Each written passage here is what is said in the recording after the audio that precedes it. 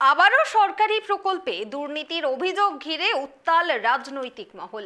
রাজ্যের গ্রামীণ উন্নয়ন দপ্তরের অধীনে হরিশ্চন্দ্রপুরে একটি রাস্তা নির্মাণে বরাদ্দ হয়েছে ৭৯ লক্ষ টাকা, কিন্তু সেই রাস্তা নবনির্মিত হওয়ার কিছুদিনের মধ্যেই উঠে যাচ্ছে পিচের চাদর।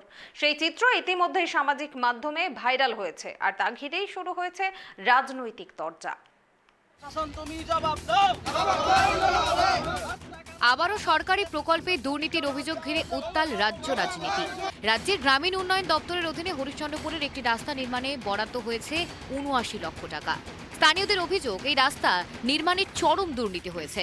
ব্যবহার করা হয়েছে নিম্নমানের সামগ্রী, মানা হয়নি সরকার নির্ধারিত শিডিউল, এমনকি প্রকল্পের কোনো ফলক পর্যন্ত লাগানো হয়নি। এলাকাবাসী যখন কাজের স্বচ্ছতা দাবি করে শিডিউল দেখতে চেয়েছেন, তখন তা দেখানো হয়নি বলে অভিযোগ। এখানেই শেষ নয়, দুর্নীতির বিরুদ্ধে প্রতিবাদ করতে গিয়ে ৫ জন স্থানীয় বাসিন্দার বিরুদ্ধে দায়ের হয়েছে মিথ্যে মামলা। আমার এই রাস্তা নিব না, তার বিনিময়ে আমরা বিক্ষোভ করেছিলাম। বিক্ষোভ করার বিনিময়ে ভিডিও অনেক কিছু হয়েছে, আর সেটাকে ঘর পর্যন্ত বাদ দিয়ে হরিশ্চন্দ্রপুর থেকে মিটনা হাই স্কুল পর্যন্ত দেওয়া হয়েছে, খুব ভালোভাবে হোক। সেটা ভালোভাবে করতে গিয়ে আজকে যা দেখছি রাস্তা পজিশন ভালো কিনা, ওই রিপেয়ারিং থেকে আরও খারাপ করছে। যেটা শুরুল, সে শুরুল দেখাচ্ছে না, কোনো বোর্ড টাঙছে না, শুরুল অনুযায়ী কোনো কাজ হচ্ছে না। আজকে যে মাল ঢালছে, ধুলোর উপরে মাল ঢালছে। একদিকে পথশ্রী প্রকল্পের জেরে রাস্তার কাজ হওয়া সত্ত্বেও ভিন্ন জায়গায় কটাক্ষের মুখে পড়তে হয়েছে রাজ্য সরকারকে। আবার এই ঘটনায় তুঙ্গে রাজনৈতিক দরজা।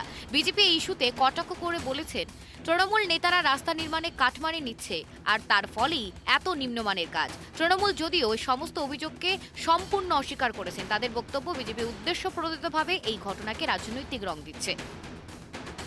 আজকে যে রাস্তাটা উদ্বোধন করেছিলেন আমাদের প্রতিমন্ত্রী, এই রাস্তার উদ্বোধন করেছিলেন। আপনারা জানেন এই রাস্তাটা তৈরি করা হয়েছে এবং সঙ্গে সঙ্গে দেখা যাচ্ছে পিচ উঠে যাচ্ছে হাত দিয়ে। আমরা এটা ভিডিওটা সামাজিক মাধ্যমে দেখতে পাচ্ছি, চারি সাইডে যে একটা রাস্তা নতুন তৈরি হচ্ছে এবং হাত দিলে পরে পিচ উঠে যাচ্ছে। আজকে কথা হচ্ছে কন্ট্রাক্টররা কী করবে? আমরা যে কন্ট্রাক্টরদেরকে দোষ দিচ্ছি, তারা কাজ করছে না, ওরা কি করবে? ওরা যখন কাজ নেয় তখন 18% প্রথমে টাকা দিয়ে দিতে হয়, তারপরে এলাকায় কাজ করতে গেলে টিএমসি নেতাদেরকে টাকা দিতে হয়, 50% কাটমানিতে চলে যায়। 50%-এ ওই কী কাজ করবে? 25% কাজ করছে, 25% টাকাটা খেয়ে নিচ্ছে নিজের প্রফিট। আজকে ওরা টাকা ইনভেস্ট করেছে। এটা পশ্চিমবঙ্গে যতদিন এই তৃণমূল সরকার থাকবে এইভাবে চলবে। এখানে রাস্তাটা খারাপ হচ্ছে, এবার কন্ট্রাক্টরকেও আমরা অভিযোগ করেছি, প্রশাসনকেও জানাচ্ছি যে রাস্তাটা যেন ঠিকভাবে হয়।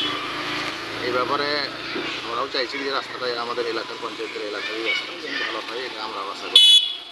তো মিটনা থেকে rail station, Krishnapur rail station রাস্তাটা সোশ্যাল মিডিয়ার ভিডিওতে আমরা দেখেছি।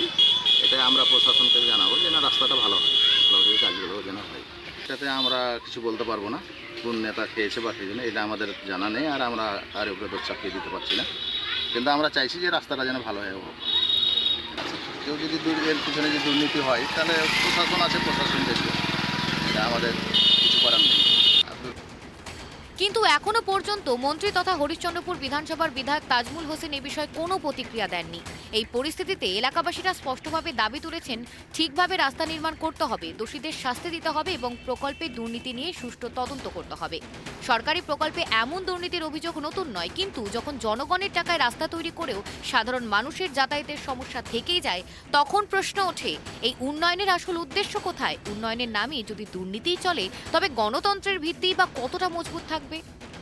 মালদা থেকে রুহুল আমিনের রিপোর্ট, কেটিভি বাংলা।